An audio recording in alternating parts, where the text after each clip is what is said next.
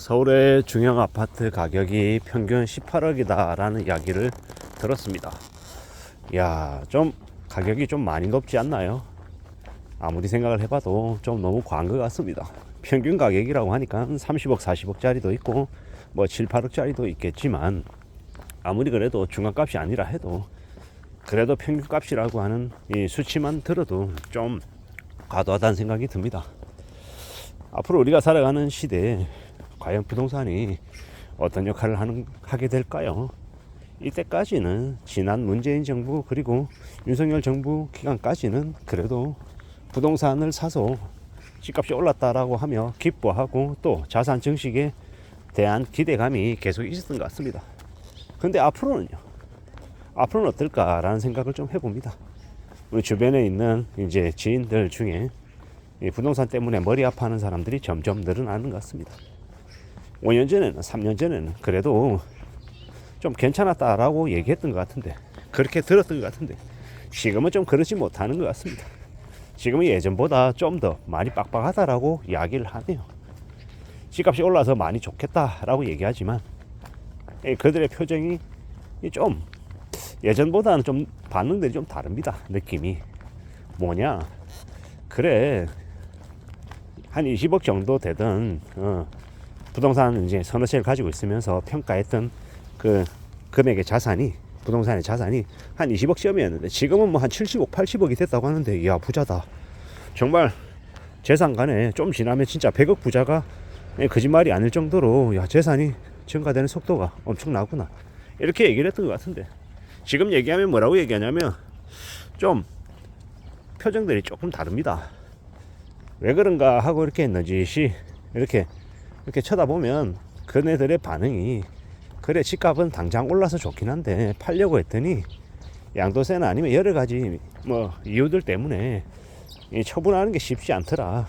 그리고 현재 계속 보유하고 있다 보니 순수하게 이제 자기 이제 돈으로 다 산 거면 괜찮은데, 이제 살 때마다 빚을 끼고 샀던 거고, 그 빚을 이제 갚기 위해서 빚이 쉽게 안 줄어들더라. 그리고 이자 내야 되고 원금 갚아야 되고 여러 가지 사항들이 이제 같이 있다 보니 결코 녹록지 않더라. 이제 와서 이제 좀 지나면 은퇴를 생각해야 되고 노후 생활을 고민해야 될 텐데, 하나씩 이렇게 처분하면서 그래도 좀 선순환이 되면 좋을 텐데 그런 것들이 생각처럼 잘 안 되더라는 겁니다. 욕심 때문이기도 하고 여러 사항들이 그를 더 고민하게 만드는 것 같습니다. 참 이제 막막하겠다라는 생각, 혹은 다른 한편으로는 그래 자산을 많이 가지면 많이 가질수록 그만큼 고민하고 신경 쓸 것들이 더 많겠지, 이런 생각들이 더 들었습니다.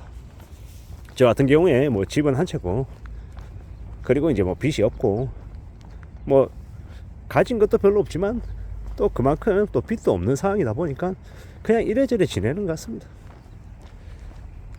뭐 남들하고 비교해 보면은 야 겨우 그거밖에 없어 뭐 이럴 정도로 뭐 핀잔을 들을지 모르겠습니다만은 그저 그냥 무탈하게 산다, 무난하게 산다, 뭐 그런 게 그냥 제일 이제 다행인 것 같습니다. 지인들을 만나고 비교하고 따져보고, 너 월급 얼마 받아? 난 얼마 받는데. 혹은 네가 사는 집 어디야? 너 몇 평이야? 아 몇 평인데? 너 자가야 전세야? 월세야?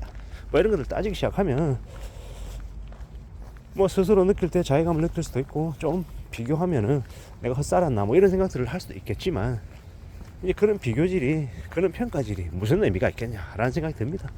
그저 자기가 주어진 상황, 현실 속에서 열심히 살고 또 애쓰고 노력하고 그러면 되는 거 아닌가, 뭐 그런 생각들을 더 하는데요.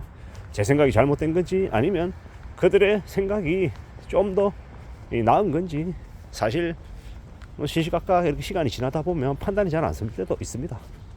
그저 그냥 저는 그냥 저의 삶을 살 뿐인 거고, 제 처지, 제 분위기, 제 상황 아래에서 그냥 여러 가지 것들을 추구하며 지내련다, 뭐 이런 마음들을 좀 더 가지고 있는 게 요즘입니다.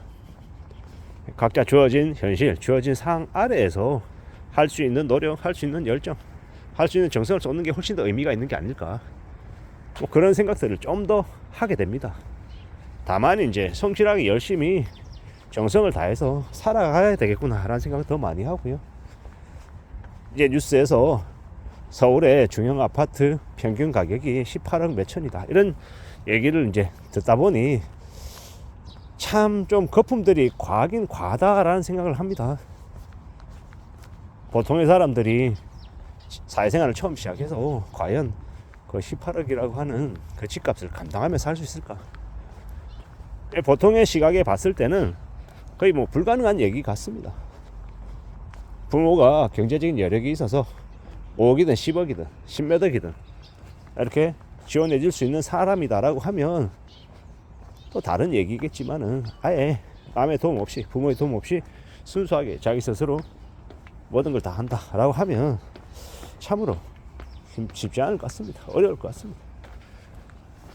그러다 보면 점점 이제 부동산에 대한 기대감도 떨어지고 사람들이 집을 꼭 사야겠다 뭐 이런 생각들도 못하게 될 것 같습니다.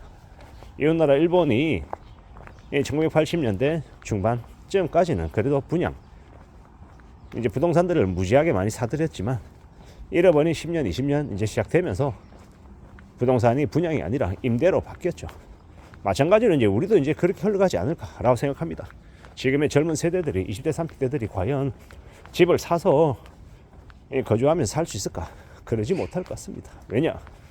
이제 몇 년 지나면 혹은 몇 년 안에 무리하게 연끌한 사람들이 많이 고통받는 걸 옆에서 지켜볼 것이고 또 상당수가 꼭지에서 사서 집값 하락 때문에 힘들어하는 걸 보면서 아 무리하게 집을 사는 게 안 되는 거구나. 그죠? 그냥 보증금 있는 월세 들어가서 그냥 현금성 자산을 확보하고 있는 게 훨씬 더 낫겠구나. 이렇게 생각하지 않겠냐라는 겁니다.